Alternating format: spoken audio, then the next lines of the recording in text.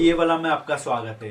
क्या आपको मालूम है एनएसएस कैंप कितने प्रकार के होते हैं? यदि नहीं मालूम तो मैं बताता हूँ। एनएसएस कैंप दो प्रकार के होते हैं। पहला जनरल कैंप, दूसरा स्पेशल कैंप। जनरल कैंप और स्पेशल कैंप में भी कई अन्य प्रकार के कैंप शामिल हो जाते हैं। तो आइए इस वीडियो की शुरुआत करते हैं। जनरल कैंप में भी कई प्रकार के कैंप है, जैसे ओरिएंटेशन कैंप। ओरिएंटेशन कैंप में जो नए स्वयंसेवक होते हैं उनमें एनएसएस के नियमों, उनके उद्देश्यों के कार्य प्रणालियों की जानकारी दी जाती है, जैसे सामाजिक सेवा, टीम वर्क, लीडरशिप के बारे में फोकस किया जाता है। दूसरा है रेगुलर एक्टिविटीज कैंप।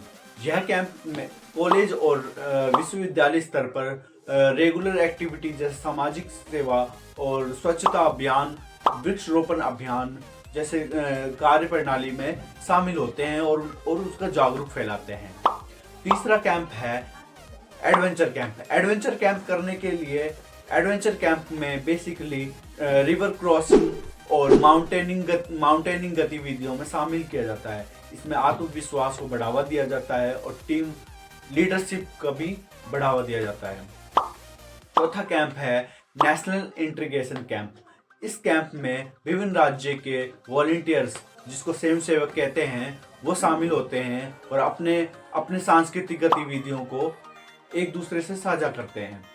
पांचवा कैंप है pre RD camp. Pre RD camp में पूर्व गणतंत्र दिवस से पहले आरडी परेड ड्रिल की जाती है, कल्चर को भी देखा जाता है।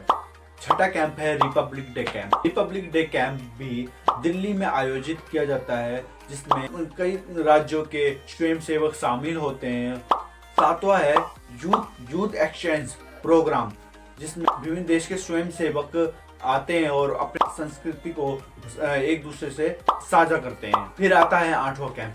आठवां कैंप मेगा कैंप, जिसमें कई टैलेंटेड स्वयंसेवक शामिल होते हैं, उनको आमंत्रित किया जाता है और एक दूसरे के सांस्कृतिक गतिविधियों में साझा करते हैं और आत्मविश्वास, टीम वर्क पर फोकस करते हैं। नवा camp disaster management camp. Camp आपदा से रिलेटेड कैंप होते हैं, जैसे प्राकृतिक आपदा, बाढ़, भूकंप, ये सबकी ट्रेनिंग दी जाती है।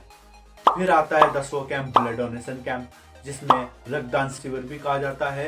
इसमें कई अन्य प्रकार सारे स्वयंसेवक आते हैं और रक्तदान करके जाते हैं। फिर आता है number 2 special camp. Special camp में आपके कॉलेज से 8 किलोमीटर दूर कोई भी गांव आपको कैंप लगाना पड़ता है, जो कि 7 डे कैंप होता है, उसे ही स्पेशल कैंप कहते हैं। यह सभी कैंप स्वयंसेवकों को सामाजिक कार्य और उनके कौशल विकास को बढ़ावा देती है।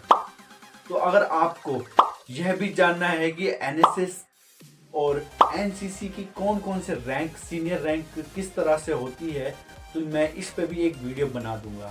तो आज के लिए इतना ही काफ़ी है और वीडियो को लाइक, सब्सक्राइब और शेयर जरूर करना और कमेंट में बताना कि आपको किस तरह की वीडियो चाहिए।